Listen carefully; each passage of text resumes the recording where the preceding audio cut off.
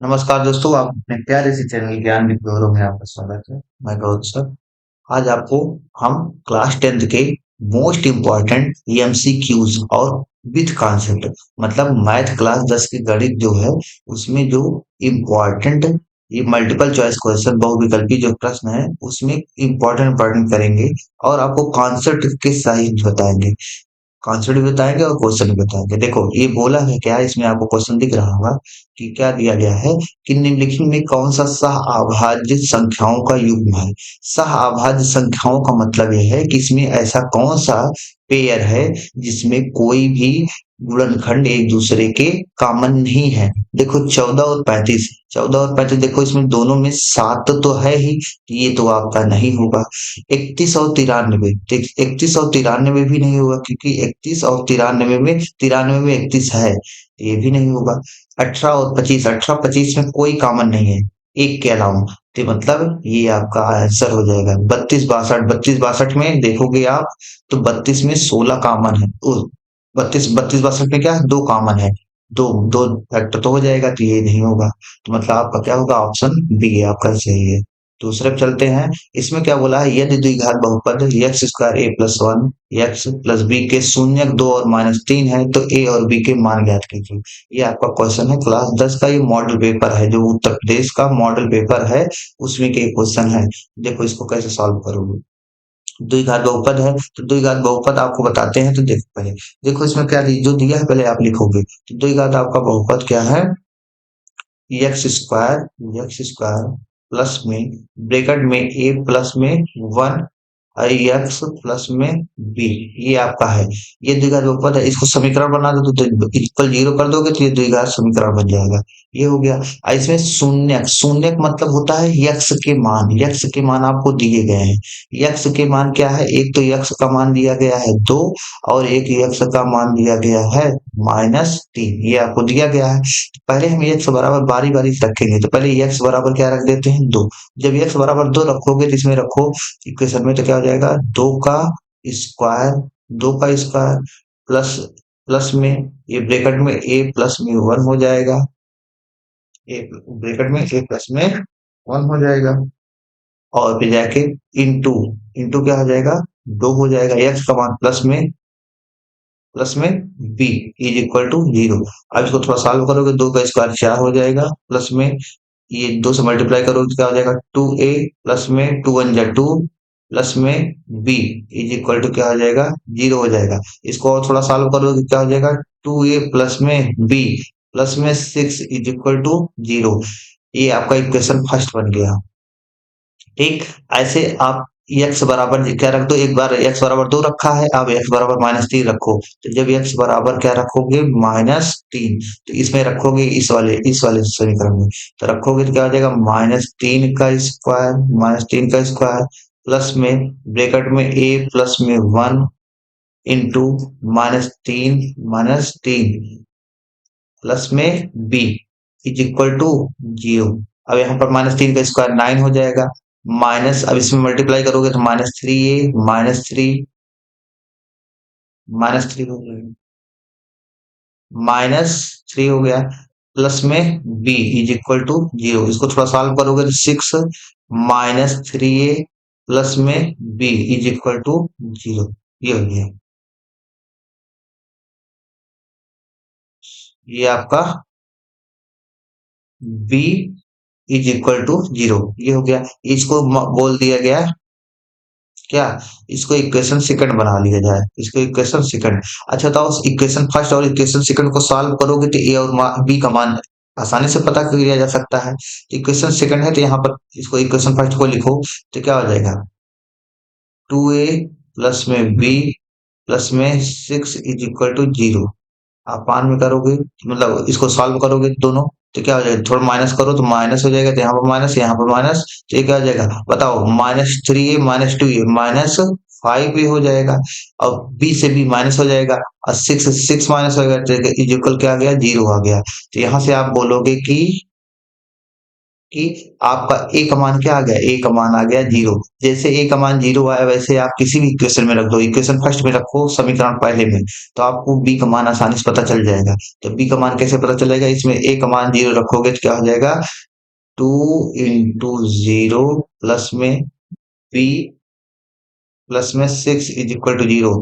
यहाँ से B equal to क्या हो जाएगा, -6। ये आपको मान पता हो गया, ए का मान हो गया और बी का मान पता चल गया। तो ये किस किस वाले ऑप्शन में है, ऑप्शन डी वाले में। ये आपका हो गया दूसरा क्वेश्चन। तीसरे में क्या बोला है कि संख्या n स्क्वायर माइनस 1 8 से विभाज्य होती है, तो n है, n बताओ क्या है, n पूर्णांक है कि प्राकृतिक संख्या है कि विषम संख्या है कि सम संख्या है।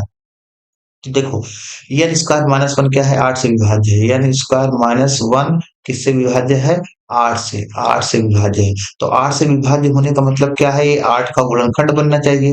तो 8 का गुणनखंड कैसे बनेगा, तो देखो पूर्णांक, पूर्णांक तो हमेशा जान लो, जैसे पूर्णांक के लिए मान लो, पूर्णांक के लिए क्या, पूर्णांक तो माइनस में भी होता है प्लस में भी होता है। जैसे एक नंबर लाइन है, नंबर लाइन में क्या होता है, 0 होता है, इधर क्या होता है, इधर धन संख्याएं होती है, इधर क्या होती है, ऋण संख्याएं होती है। इधर ऋण संख्या होती है, इधर क्या होती है, धन संख्या होती है। तो हमेशा जान लो आप पूर्णांक संख्या, पूर्णांक में तो हो जाएगा, लेकिन पूर्णांक में सम और विषम दोनों आता है, सम और विषम संख्या दोनों आती है। तो इसको थोड़ा भी, इसको अभी नहीं देखेंगे, क्योंकि सम और विषम, क्योंकि सम और विषम दोनों संख्या ऑप्शन में दिया है ना। तो पहले एक सम संख्या रखो, तो n का मान अगर सम रखोगे, n अगर सम होगी, n सम, तो n सम होगी, तो n का मान मान लो 5 रख, n का मान 6 रख दो। तो 6 रखोगे तो n का मान 6 रखोगे यहाँ पर, तो क्या हो जाएगा, 36 - 1/8। 36 - 1/8 मतलब ये क्या हो जाएगा, 35। 35 बताओ 8 से कटेगा, नहीं कटेगा। मतलब ये n क्या सम नहीं हो सकता, n सम नहीं हो सकता, n सम नहीं हो सकता। अच्छा एक बार विषम संख्या रखो तो, n अगर n मान लिया जाए कि n क्या है, यदि n विषम हो, क्या हो, n विषम हो, तो n का बराबर, n बराबर मान लो 7 रख दो, क्या रख दिया जाए, 7 रख दो। 7 रखोगे तो क्या हो जाएगा, 7 × 7 = 49 अपान में 8। तो क्या हो जाएगा, 49 में से एक गए 48, 48/8। देखो ये कट गया इजीली। तो मतलब क्या है, n विषम संख्या होनी चाहिए। तो ये आपका ऑप्शन हो जाएगा। ठीक, प्राकृतिक संख्या, प्राकृतिक संख्या में सम और विषम दोनों आ जाता है, तो मतलब प्राकृतिक संख्या भी नहीं ली जाएगी, पूर्णांक भी नहीं लिया जाएगा, सम भी नहीं लिया जाएगा, केवल विषम के लिए ये ऑप्शन सही है। चलो चौथे पे चलते हैं। चौथा क्या बोला है कि रेखाएं, दो रेखाएं हैं, इसमें बोला है कि कोई हल ना होने की कंडीशन बताओ। तो कोई हल नहीं होगी इसकी कंडीशन आप कैसे बताओगे, दो रेखाएं हैं, तो आपको दो रेखा, आपको रेखाओं के बारे में बताते हैं कि दो रेखाएं जब होती हैं तो उनकी कई कंडीशन होती है। तो उनकी अलग अलग कंडीशन आपको हम समझाते हैं कि कैसे क्या होता है। क्वेश्चन आपको दिख रहा होगा, देखो, जब पहले देखो, जब दो रेखाएं क्या होती हैं, जब दो रेखाएं एक दूसरे के समांतर होती हैं तब कंडीशन क्या होता है, जब दो रेखाएं एक दूसरे के समांतर होती हैं, दो रेखाएं बनाओ, तो दो रेखाएं बना लिया जाए। एक मान लो एक पहली रेखा हो गई आपकी, ये पहली रेखा हो गई, और एक दूसरी रेखा खींच दो। दो रेखाएं क्या हो, जब समांतर हो, जब दो रेखाएं एक दूसरे के समांतर होती हैं तो जान लो ये पहली कंडीशन आपकी है, पहली कंडीशन है, पहली कंडीशन। जब दो रेखाएं एक दूसरे के समांतर, देखो पहले मान लो पहली रेखा का समीकरण क्या है, a1x है प्लस में b1y है प्लस में c1 = 0। ये पहली पहली रेखा का समीकरण है। और दूसरी रेखा का समीकरण मान लो a2x है, a2x प्लस में b2y प्लस में c2 = 0। ये दूसरी रेखा का समीकरण है। अगर दो रेखाएं एक दूसरे के समांतर होती हैं तो कंडीशन ये होता है कि a1 अपान में a2 = b1 अपान में b2 does not equal to c1/c2 होता है, does not equal to c1/c2। ये किस कंडीशन में है, जब दो रेखाएं क्या हो, समांतर हो, समांतर, समांतर हो, जब दो रेखाएं क्या हो, समांतर, समांतर हो। तो ये कंडीशन हमेशा जान लो, इस इसमें कोई भी हल नहीं मिलता, क्या होता है, समांतर रेखाएं कोई भी हल नहीं देती, तो कोई हल नहीं होता, कोई हल नहीं। तो इस इसमें क्या होता है, कोई हल नहीं, कोई हल नहीं मिलता। मतलब जब दो रेखाएं समांतर होती है तो कोई हल नहीं मिलता। इसकी कंडीशन क्या होती है, a1/a2 बराबर b1/b2 does not equal to c1/c2। ये पहली कंडीशन हो गई। दूसरी कंडीशन आपको बताते हैं, दूसरी कंडीशन क्या है, जब दो रेखाएं क्या हो, एक दूसरे को प्रतिच्छेद करती हैं। तो जब दो रेखाएं एक दूसरे को प्रतिच्छेद करती हैं, जब दो रेखाएं एक दूसरे को एक दूसरे को प्रतिच्छेद करती हैं।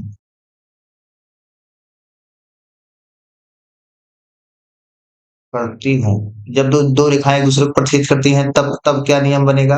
तब आप बोलोगे कि, तो पहले बना लो एक, पहली एक रेखा हो गई और दूसरी रेखा हो गई। ये मान लो दो रेखा है।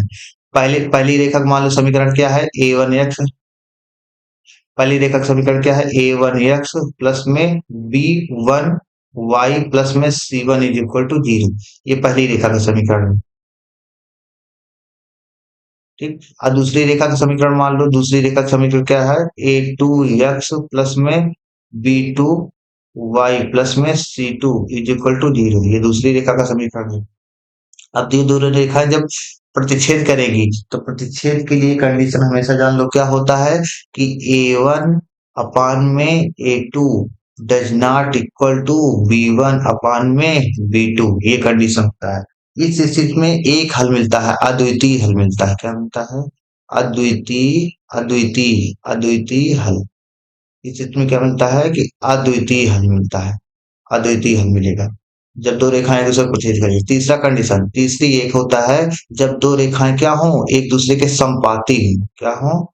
जब दो रेखाएं क्या हो? एक दूसरे के क्या हो? एक दूसरे के संपाती हो, संपाती। तो जब दो रेखाएं एक दूसरे के संपाती होगी तो क्या होगा? जब दो रेखाएं एक दूसरे के क्या हो?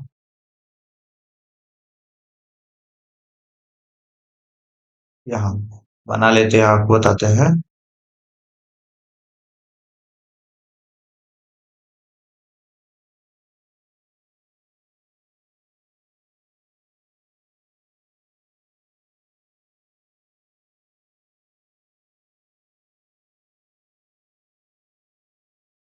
देखो आपको बताते हैं कि जब दो रेखाएं क्या हो? एक दूसरे के संपाती हो, संपाती। तीसरी कंडीशन ये हो गई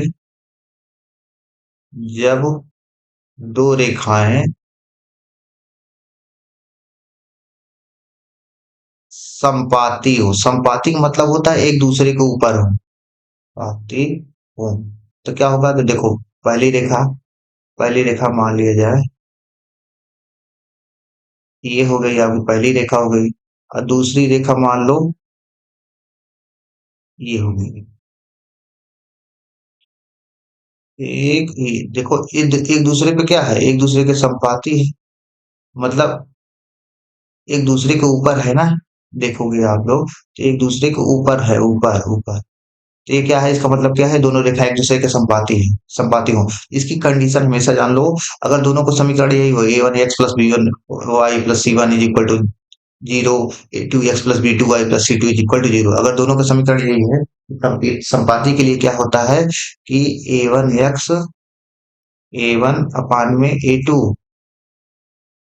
इज इक्वल टू क्या होता है? बी वन अपान में B two is equal to क्या होता है? सी वन अपान में सी टू। ये आपको हमेशा पता होना चाहिए। ये सी वन है, सी वन है। ठीक। तो ये A one upon A two बराबर B one upon B two बराबर C one upon C to. इस स्थिति में अनंत हल मिलेंगे। कितने हल मिलते हैं? अनंत हल मिलते हैं। अनंत हल क्या होता है? अनंत हल। इस स्थिति में अनंत हल मिलते हैं। ठीक। तो बताओ, अपना तो एक क्वेश्चन बहुत आसानी से हो जाता है। रेखाएं दो हैं, इनमें कोई हल ना होना। कोई हल नहीं होने का मतलब क्या है? कोई हल नहीं होगा जब दोनों रेखाएं क्या हो? समांतर हो। समांतर होने की कंडीशन क्या है? A one upon A to. देखो कहाँ है, कौन सा ऑप्शन है? पहला ऑप्शन है आपका, पहला ऑप्शन। ठीक। ये हो गया। पांचवा क्वेश्चन चलो। एक एक शून्यतर परिमेय संख्या अपरिमेय संख्या का गुणनफल होता है। तो हमेशा जान लो, परिमेय संख्या और अपरिमेय संख्याओं का गुणनफल हमेशा क्या होता है? अपरिमेय संख्या होता है। सदैव क्या होगा? अपरिमेय होगा, सदैव अपरिमेय संख्या होगा। ठीक। मतलब एक शून्यतर परिमेय और अपरिमेय संख्या का गुणनफल क्या होगा? सदैव अपरिमेय होगा। हमेशा याद रखो। अगर परिमेय संख्या को अपरिमेय संख्या से जोड़ोगे तब भी अपरिमेय संख्या होगा। ठीक है। अब चलो द्विघात समीकरण। द्विघात समीकरण में देखो इतना बड़ा क्वेश्चन है, इसको सॉल्व कैसे करोगे? तो द्विघात समीकरण आपको क्वेश्चन दिख रहा होगा। तो द्विघात समीकरण के लिए आपको बता देते हैं, कॉन्सेप्ट आपको बताते हैं।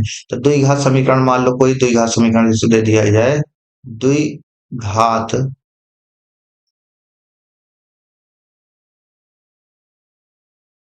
द्विघात समीकरण दिया है, जैसे मान लो कोई क्या है, ए एक्स स्क्वायर प्लस में बी एक्स प्लस में सी इज इक्वल टू जीरो।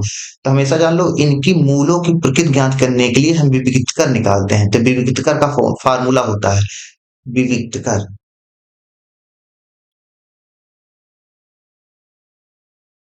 क्या होता है, विविक्तकर विविक्तकर विविक्तकर को डी से डिनोट करते हैं। डी बराबर होता है बी स्क्वायर माइनस फोर ए सी होता है। क्या होता है, बी स्क्वायर माइनस फोर ए सी। ये क्या करता होता है, मूलों की प्रकृति से पता की जाती है। तो देखो, अगर अगर क्या, डी, पहला देखो आप बताते हैं, यदि पहला कंडीशन आपको, डी अगर जीरो से बड़ा है, क्या है, डी अगर जीरो से बड़ा है, तो आपको क्या मिलेगा, दो भिन्न वास्तविक मूल मिलेंगे। तो इस कंडीशन में क्या होगा, डी का मतलब, आपको डी का मान क्या है, बी स्क्वायर माइनस फोर ए सी। तो डी क्या है, दो, तो आपको क्या मिलेंगे, दो, आपको क्या मिलेंगे, दो भिन्न वास्तविक मूल मिलेंगे। तो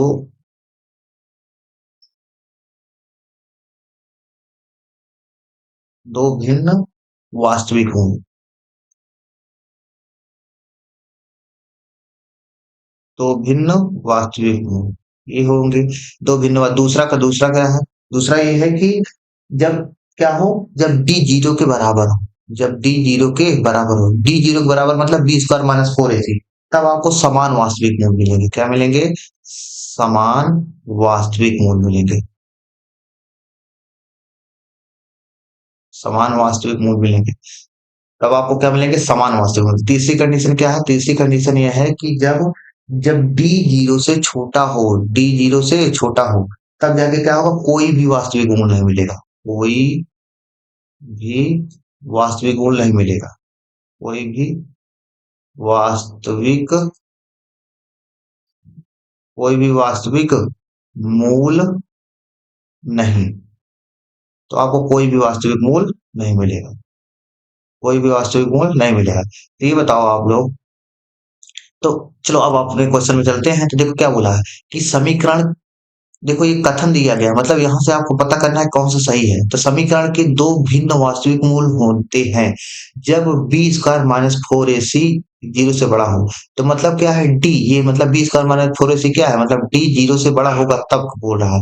तो डी जीरो से बड़ा होगा तो मतलब सही बात है, दो भिन्न वास्तविक मूल तो मिलेंगे ही। तो देखो मैंने लिखा भी है, मतलब ये आपका पहला ही वाला ये क्या है, पहले सही है। फिर क्या बोला है कि समीकरण के दो बराबर मूल होते हैं। बराबर मूल मतलब, बराबर मूल देखो, समान समान वास्तविक मूल, समान मतलब वही बराबर, तक जब डी जीरो के बराबर होगा तभी तो वास्तविक मूल होंगे ना, और डी का मान ही है, तो मतलब ये भी सही है आपका। समीकरण का कोई वास्तविक मूल नहीं होता यदि बी स्क्वायर माइनस फोर ए सी जीरो से छोटा हो। सही बात है। तो डी अगर जीरो से छोटा होगा तो कोई वास्तविक मूल नहीं होता, कोई भी वास्तविक मूल नहीं, तो मतलब ये भी सही है। और क्या बोला है, समीकरण के दो से अधिक वास्तविक मूल होते हैं, नहीं, समीकरण हमेशा जान लो, द्विघात समीकरण में दो से ज्यादा वास्तविक मूल दो ही मूल मिलते हैं, दो से ज्यादा वास्तविक मूल हो ही नहीं सकते द्विघात समीकरण में। तो मतलब क्या, केवल एक दो तीन सही है। तो केवल एक दो तीन किस ऑप्शन में है, ऑप्शन डी में है। ये आपका डी ऑप्शन का आंसर हो जाएगा। चलो अब चलते हैं दूसरे क्वेश्चन, सातवां क्वेश्चन, सातवां क्वेश्चन।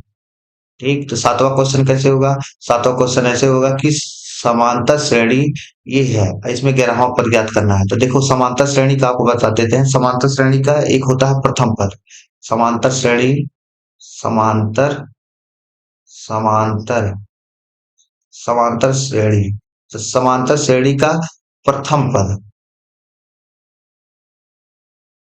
प्रथम पद, पद को डिनोट करते हैं ए से, ठीक। और एक होता है सर्वांतर,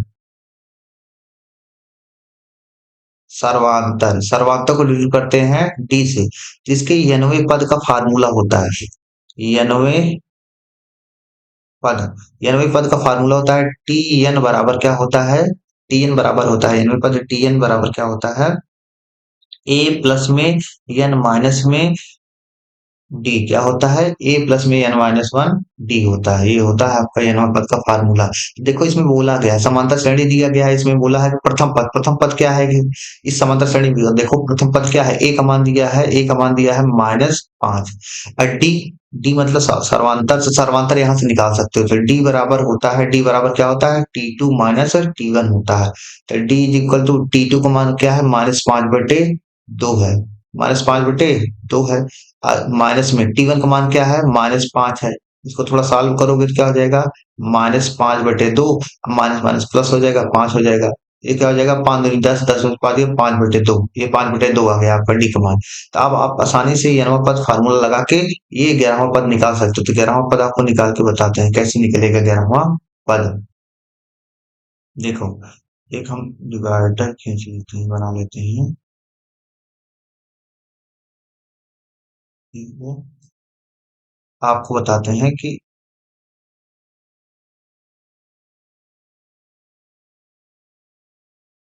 अब कौन सा पद निकालते हैं, आपको निकालते हैं 11वां पद। तो 11वां पद कैसे निकलेगा, ये हो जाएगा T11, T11 बराबर क्या हो जाएगा ए, ए प्लस में 11 -1 डी, ऐसे लिखोगे।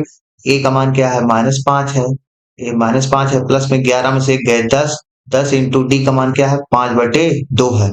इसको काटोगे तो 2 पंचे 5, 2 पंचे 10 हो जाएगा, तो 5 पंचे 25, तो -5 प्लस में 25, तो ये क्या हो जाएगा 20 हो जाएगा। तो 11वां पद क्या हो जाएगा, 11वां पद हो जाएगा आपका 20, 20 किस ऑप्शन में, ऑप्शन बी में है। ये हो गया आपका, ये आसानी समझ में आ गया। अब देखो क्या बोला है, बिंदु, दो बिंदु दिए गए हैं, इनके बोला है कि शीर्ष है, ये बोल रहा है किस किस त्रिभुज के ये शीर्ष हैं, किस त्रिभुज के शीर्ष हैं। तो आपको यहाँ से एक तरीका बता देते हैं, इस तरीके से आप आसानी से इसका सॉल्व कर सकते हो। दो बिंदुओं के बीच की दूरी का फार्मूला पता होगा। जैसे मान लो दो, एक बिंदु है ये एक बिंदु ये है, एक बिंदु ये है, ये पहला बिंदु है मान लो x1 कामा y1, ठीक है। ये दूसरा बिंदु क्या है x2 कामा y2, ये है। इनके बीच की दूरी का फार्मूला होता है, फार्मूला ये होता है डी बराबर, जिसे डी बराबर बोलते हैं x2 माइनस x1 का होल स्क्वायर प्लस में y2 माइनस y1 का होल स्क्वायर, ये होता है। और इसके ऊपर रूट लग जाता है, क्या लग जाता है, रूट लग जाता है, रूट लग जाता है, ये होता है फार्मूला। ऐसे हम देखो सब दोनों बिंदु, दो दो बिंदु लेकर उनके बीच की दूरी निकाल लेते हैं। अगर दो दूरी बराबर हो जाएगी तो अपने आप पता चल जाएगा, मतलब दूरी से आप पता कर सकते हो आसानी से। तो देखो हम निकालते हैं, तो देखो तीन बिंदु दिए गए हैं, तो तीनों बिंदु के निर्देशांक देखो क्या क्या दिए गए हैं। तीन बिंदु है ना, मान लो ये पहला बिंदु ए है, ये दूसरा बिंदु क्या है बी है, ये तीसरा बिंदु क्या है सी, सी है। ठीक, तो मान लो ए बी, पहले ए बी निकालते हैं, ए बी के बीच की दूरी निकालते हैं। तो ए बी के बीच की दूरी कैसे निकलेगा, ए बी के बीच की दूरी यहाँ निकालते हैं, तो निकालोगे तो क्या हो जाएगा, रूट, ऐसे रूट बनाओगे, रूट में देखो क्या हो जाएगा ए बी, इसका x2 क्या हो जाएगा 4, 4 में से 4 माइनस करोगे, 4 4 क्या हो जाएगा 8, 8 का स्क्वायर प्लस में, ऐसे बताओ इसमें, इसमें y2 माइनस y1 करोगे तो जीरो में से जीरो माइनस करोगे तो जीरो में जीरो माइनस में जीरो, तो इसका स्क्वायर करोगे तो 8 अठाए 64, 64 का रूट करोगे तो 8 ही आ जाएगा।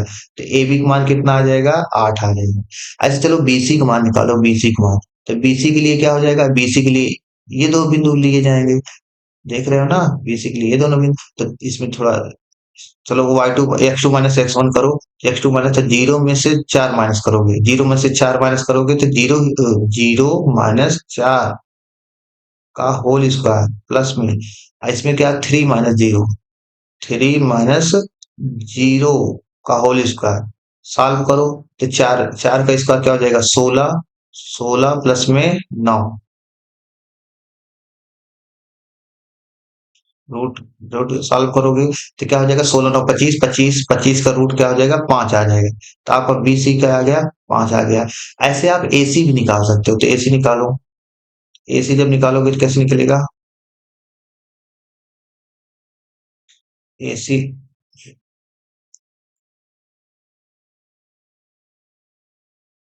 एसी इधर निकालते हैं, तो एसी निकालोगे तो एसी इज इक्वल टू क्या हो जाएगा, एसी इज इक्वल हो जाएगा, रूट में बनाओ रूट, रूट एसी के लिए क्या हो जाएगा यहाँ से zero minus four, zero minus four मतलब +4, +4 का स्क्वायर प्लस में 3 - 0, 3 - 0 मतलब 3 का स्क्वायर। तो क्या हो जाएगा, 4 का स्क्वायर 16, 16 9 25, 25 का रूट क्या हो जाएगा 25, 25 का रूट को बाहर निकालोगे क्या हो जाएगा 5 हो जाएगा। तो ये बताओ, कोई त्रिभुज है, कोई एक त्रिभुज बनाओ, जैसे मान लो यहाँ पर त्रिभुज मैंने बनाया, त्रिभुज एक बन गया अपना। ठीक, यहाँ पर ले लिया जाए ए, यहाँ पर ले लिया जाए बी, यहाँ पर ले लिया जाए सी। तो देखो इसमें दो भुजाएं बराबर दिख रही हैं, ए बी और बी सी।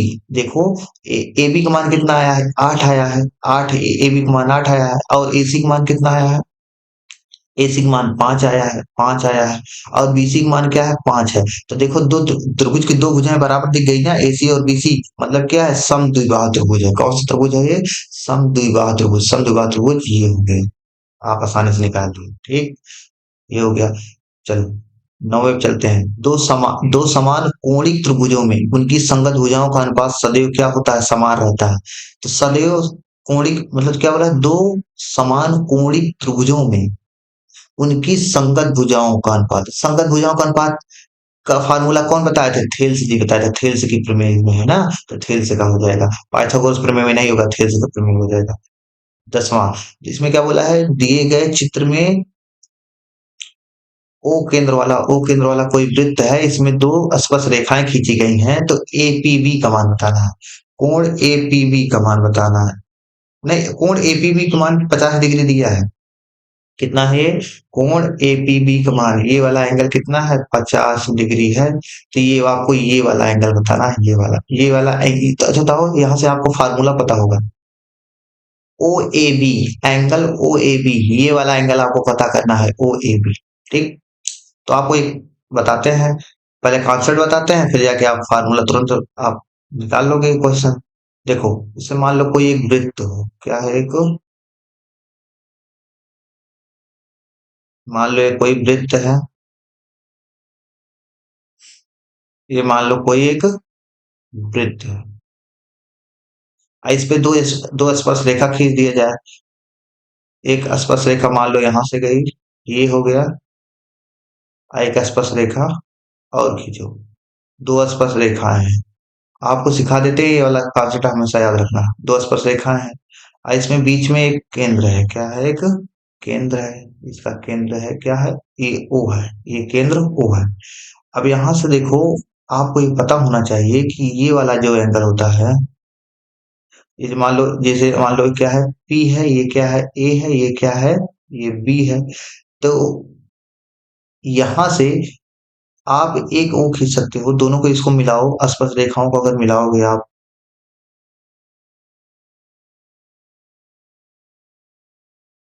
देखो बता रहे हैं आपको, समझाने की कोशिश कर रहे हैं। देखो, तो ये अच्छा से चित्र नहीं बना है, डायरेक्ट यहाँ को एक जो चित्र है इसी में समझते हैं। चित्र सही नहीं बन पा रहा है, देखो यहाँ पर देखो, ये आपको फार्मूला पता होना चाहिए कि जो एंगल यहाँ पर होता है, ये दोनों एक दूसरे के संपूरक होते हैं। Means angle A P B plus में angle A O, angle A O, angle A O B, ये दोनों क्या होते हैं, 180 डिग्री होते हैं, ये हमेशा याद रखना चाहिए। एंगल ए पी बी मतलब यहाँ पर जो एंगल बनेगा और यहाँ पर जो एंगल बनेंगे, दूसरे क्या होंगे, संपूरक होते हैं। तो देखो एंगल ए पी बी का मान कितना दिया है, 50 डिग्री दिया गया है, प्लस में एंगल ए ओ बी का मान, तो एंगल ए ओ बी बराबर क्या हो जाएगा 180 डिग्री। तो यहाँ से एंगल ए ओ बी का मान निकल जाएगा, तो 180 में से 50 घटाओगे क्या हो जाएगा 130 डिग्री। तो एंगल ए ओ बी का मान पता चल गया। एंगल ए ओ बी का मान जैसे पता चल गया, आप आसानी से निकाल सकते हो। देखो ये वाला त्रिभुज है, ये त्रिभुज दिया गया है, ये है, तो यहाँ पर क्या है, ओ है, यहाँ पर ए है, यहाँ पर क्या है, बी है। ये आपका मान पता चल गया, ये मान कितना है 130 डिग्री, ये आपको पता चल गया। तो ये वाला मान आसानी से निकाल सकते हैं, क्योंकि देखो एओ और बीओ बराबर त्रिज्याएं हैं। तो त्रिज्याएं हैं तो आमने सामने कोण बराबर होगा, तो ये थीटा होगा तो ये भी थीटा होगा। तो ये बताओ, जब ये 130 डिग्री, तो त्रिभुज के तीनों कोणों का योग कितना होता है, 150 होता है, 180 होता है, तो 130, तो दोनों को बचे दोनों कोणों का योग कितना होना चाहिए, 50 डिग्री, क्योंकि तभी तो 180 होगा। तो मतलब two theta is equal to क्या होना चाहिए, 50 डिग्री। तो यहाँ से थीटा इज इक्वल टू क्या हो जाएगा, 50/2। मतलब थीटा बराबर क्या हो जाएगा, 25 डिग्री। तो 25 डिग्री किस ऑप्शन में, ऑप्शन ए में है। ठीक, ये हो गया आपका, समझ में आया होगा। अब चलो 11वां क्वेश्चन, 11वां। टू टेन, यहाँ पर तो एंगल ही नहीं दिया है, मतलब क्वेश्चन में थोड़ा संशोधन करना पड़ेगा, यहाँ पर 30 डिग्री लिखना पड़ेगा। तो 30 लिख लो। तो क्या हो जाएगा यहाँ पर, ये आपको 30 डिग्री दिया है। ठीक, तो आपको पता होना चाहिए क्या होता है, इसको सॉल्व करो। तो टेन 30 का मान पता होना चाहिए। टेन 30 डिग्री का मान क्या होता है, टेन 30 का मान होता है 1/√3 होता है। सॉरी, 1 अपान में क्या होता है, 1/√3 होता है, ये पता होना चाहिए। चलो इसको सॉल्व करते हैं, ये बहुत जल्दी आपको सॉल्व हो जाएगा, तो मान रखना ही है बस। तो टू टेन, टेन 30 का मान 1/√3 अपान में 1 - ten square 30 degree, ten square 30 मतलब 1/√3 का होल स्क्वायर। इसको थोड़ा सॉल्व करो, तो क्या हो जाएगा, 2/√3 अपान में 1 माइनस में 1/√3 का स्क्वायर क्या हो जाएगा, 1/3 हो जाएगा, 1/3 हो जाएगा। तो इसको और सॉल्व करोगे तो क्या हो जाएगा, 2/√3 अपान में 3 - 1 क्या हो जाएगा, 2/3 हो जाएगा। इसको और थोड़ा सॉल्व करोगे तो ये 2 से 2 कैंसिल हो जाएगा और ऊपर चला जाएगा, तो 3/√3 काटोगे तो क्या हो जाएगा, √3 आ जाएगा। तो बताओ, अब चलो ऑप्शन से आप आसानी से निकाल लोगे। तो देखो, टेन साठ कॉस 60 का मान क्या होता है, कॉस 60 का मान 1/2 होता है, मतलब ये नहीं होगा। टेन 60 का मान क्या होता है, टेन 60 का मान √3 होता है, और √3 आया भी है, मतलब ऑप्शन सी आपका आंसर हो जाएगा। साइन 60 का मान आपको पता है √3/2 होता है, साइन 30 का मान क्या होता है, 1/2। ये हो गया। बरामा, क्या बोला है, त्रिज्या r तथा कोण थीटा डिग्री वाले त्रिज्यखंड का क्षेत्रफल होगा। तो आपको क्षेत्रफल, तो त्रिज्यखंड का क्षेत्रफल आपको पता है, त्रिज्यखंड का क्षेत्रफल क्या होता है, त्रिज्यखंड, त्रिज्यखंड का क्षेत्रफल, त्रिज्यखंड का क्षेत्रफल क्या होता है, θ/360 डिग्री इंटू πr², यही होता है। तो देखो किस ऑप्शन में है, पहले वाले ऑप्शन में नहीं है, दूसरे बी, ऑप्शन बी में है। तो दो से काटो इसको, इसको काटोगे तो क्या हो जाएगा, ये यहाँ पर 90 डिग्री हो जाएगा। तो देखो θ/90 डिग्री πr, नहीं ये तो नहीं होगा क्योंकि πr²। है, अब इसमें थोड़ा काटो, इसको दो से काटोगे तो क्या हो जाएगा, 360 डिग्री, θ/360 πr², क्या होगा, इसको थोड़ा सॉल्व करोगे तो 60 डिग्री πr², मतलब ये तो ये यही आ गया, मतलब ऑप्शन सी आपका सही है। ठीक, ये हो गया। अब चलो 13वां क्वेश्चन, क्या बोला है, गिल्ली डंडे के खेल में गिल्ली का आकार किस कैसे होता है। तो गिल्ली आपको पता होगा, जिसमें मतलब गिल्ली, आप गिल्ली डंडा क्या है, मतलब गिल्ली ऐसे कुछ बनता है, देखो कैसे बनता है, ऐसे ऐसे बनता है कुछ, गिल्ली ऐसे ही तो होती है।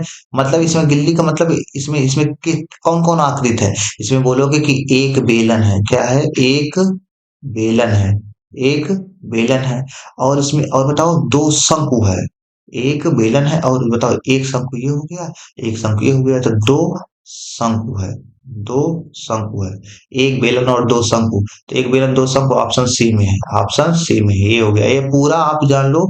ये 12 जो क्लास 10 में जो आपका बोर्ड परीक्षागामी है, 2025-26 वाला ये जो है, इसमें ये मॉडल पेपर जो उत्तर प्रदेश का है यही कर रहे हैं हम लोग। ऐसे ही क्वेश्चन आपको देखने को मिलेंगे। इसमें क्या बोला है, साइन, इसको मिलान करना है। तो बताओ साइन 90 का मान आपको बताओ क्या होता है, एक होता है। तो बताओ, एक साइन 90 का मान एक होता है, और कॉस 90 का मान क्या होता है, कॉस 90 का मान 0 होता है। टेन 60 का मान क्या होता है, √3 होता है। कॉसेक 45 मान क्या होता है, √2 होता है। अब चलो मिलाना है, तो साइन 90 देखो एक कहाँ पर है, तो साइन 90 का मान एक ऑप्शन थर्ड में है, थर्ड में, यहाँ पर देखो मान इसमें क्या है, थर्ड में है ना। तो ए का 3 होना चाहिए, तो ए का 3 हीरो ऑप्शन ए में नहीं है, तो ये नहीं होगा। ए का 3 ऑप्शन बी में नहीं है, ए का 3 ऑप्शन सी में, ऑप्शन सी में है, ऑप्शन सी में है, डी में नहीं है, मतलब ऑप्शन सी आपका आंसर सही। ठीक, ये हो गया। 15वां क्वेश्चन क्या बोला है कि किसी समय पर, क्वेश्चन आपको दिख रहा होगा, क्वेश्चन क्या है,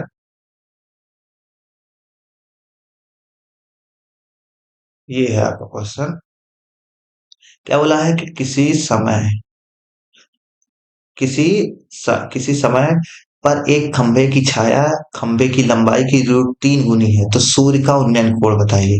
तो देखो, क्या बोला है कि एक खंभा कोई है, एक कोई एक खंभा है, एक खंभा है, एक खंभा है, एक क्या बोला कि किसी समय इस खंभे की छाया, अच्छा तो छाया तो इधर होगी ना, हॉरिजॉन्टल मतलब क्षैतिज पर पड़ेगी।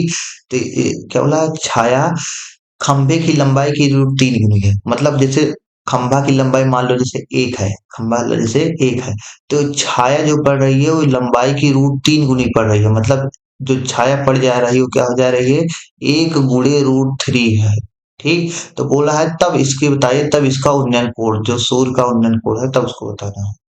तो सूर्य का उन्नयन कोण आपको बताना है, मतलब तब उस समय आपको सूर्य का उन्नयन कोण बताना है। तो यहाँ पर जैसे मान लीजिए, तो मतलब देखा जाए तो क्या है, इस थीटा का मान बताना है। तो टैन थीटा, तो टैन लगा दो, tan tan theta, tan theta बराबर क्या हो जाएगा, 1/में रूट 3। तो क्या हो जाएगा, तो टैन थीटा बराबर जब √3, तो थीटा बराबर क्या हो जाता है, थीटा थीटा किस मान के लिए 1/√3 होता है, आप बोलोगे टैन 30 का मान होता है। तो थीटा का मान क्या हो जाएगा, 30 डिग्री। ये हो गया आपका 16वां क्वेश्चन।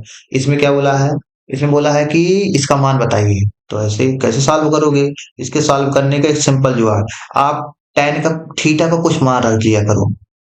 थीटा, तो थीटा बराबर अपने आप से मान लो, माना माना ऐसे क्वेश्चन आप आसानी से कर लो, थीटा बराबर 45 डिग्री, सबको मान रखते चले जाओ, सबको मान रखते चले जाओगे तो देखो पहले में रखोगे तो यहाँ इस वाले में देखो, तो क्या हो जाएगा, यहाँ पर रखो आप, तो 1 प्लस में tan 45 डिग्री, इन प्लस में सेक 45 डिग्री, ये हो जाएगा सेक 45 डिग्री, और ब्रैकेट में 1 प्लस में कॉट 45 डिग्री, और माइनस में कॉसेक कॉसेक 45 डिग्री, ये हो गया।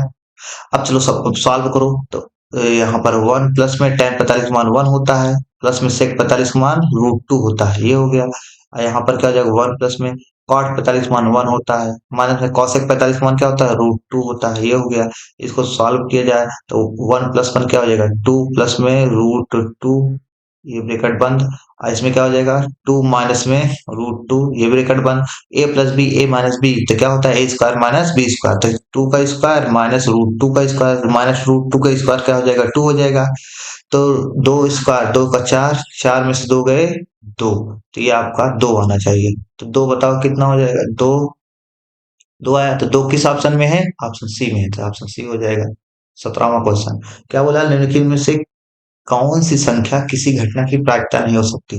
तो हमेशा जान लो, किसी भी घटना की प्रायिकता प्रायिकता हमेशा जीरो और एक, 0 से 1 तक होती है, मतलब किसी भी घटना की प्रायिकता 0 से 1 तक होती है, इसके बीच में ही होगी, मतलब और ऋणात्मक कभी नहीं हो सकती, तो ऋणात्मक प्रायिकता कभी नहीं हो सकती, मतलब -1.5 कभी नहीं होगा।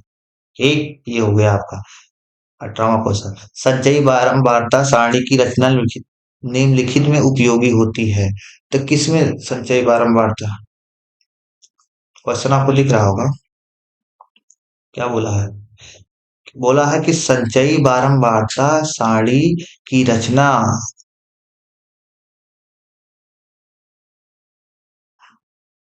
संचयी बारंबारता सारणी की रचना निम्नलिखित में उपयोगी होती है। तो किसमें उपयोगी होती है, तो संचयी बारंबारता किसमें बनाते हैं हम लोग, माध्यक निकालने के लिए, माध्यिका जिसे बोलते हैं, माध्यिका निकालने के लिए हम लोग बनाते हैं संचयी बारंबारता, माध्यक निकालने के लिए। तो बी में हो जाएगा, ठीक, ये हो गया आपका। इसमें देखो क्या बोला है, इसमें बोला है कि आंकड़ा आपको दिया है, इसमें आपको आंकड़ा दिया है, और इसमें बोला है बहुलक ज्ञात कीजिए। तो बहुलक क्या होता है, अधिक बार आने वाली संख्या जो होती है वही बहुलक हो जाता है। तो बताओ दो कितनी बार है, दो, दो कितनी बार है, दो है, आप एक, दो, एक, दो, दो बार, दो बार है। तीन कितनी बार है, तीन कितनी बार आया है, तीन भी 2 बार आया है। और फिर पांच, पांच तो एक ही बार आया है। सात कितनी बार आया है, सात 3 बार आया है, सात 3 बार आया है, मतलब सात बहुलक हो जाएगा जो सबसे अधिक बार आता है। तो बहुलक निकालने का सिंपल जुगाड़, इसमें गिन लो जो सबसे ज्यादा बार संख्या आई रहेगी वही बहुलक हो जाएगा। 20वां। देखो 20वां क्वेश्चन है, इसमें क्या बोला है, किसी बंटन के माध्य, ये मोस्ट इंपॉर्टेंट है, देख लो। ये मोस्ट इंपॉर्टेंट फार्मूला आपको बताने चल रहा है ये। देखो क्या होता है, हमेशा जान लो, फार्मूला होता है माध्यिका। माध्यिका। माध्यिका। अगर आपको माध्यिका दिया गया हो, देखो फार्मूला होता है बहुलक बराबर क्या होता है, बहुलक बराबर होता है 3 गुणे माध्यिका। 3 गुणे माध्यिका माइनस 2 गुणे माध्य। ये बहुत बार पूछा गया है पेपर में, सभी पेपर में पूछा जाता है। तो देखो, तो बहुलक, देखो इसमें आपको क्या क्या दिया है, बहुलक आपको दिया है, बहुलक क्या दिया है 13। अब माध्य दिया है 16। तो आप पूछा क्या है, माध्यिका पूछा है। तो माध्य देखो, जो जो दिया है उसको लिखो। तो बहुलक कितना है 13, तो 13 लिख लेंगे, 13 बराबर 3 गुणे माध्यिका पता ही नहीं है, तो माध्यिका तो ऐसे लिखो, तो माध्यिका पता ही नहीं है, माध्यिका -2 गुणे माध्य कितना है, माध्य है आपका 16। माध्य क्या है 16। इसको सॉल्व करो तो 13 = 3 माध्यिका -16 दूनी क्या हो जाएगा 32। इसको इधर ले आओगे तो क्या हो जाएगा 3 गुणे माध्यिका = 13 + 32 क्या हो जाएगा 45 हो जाएगा। 45 हो जाएगा। तो यहाँ से माध्यिका बराबर क्या हो जाएगा, 3 से भाग लगा दोगे। माध्यिका,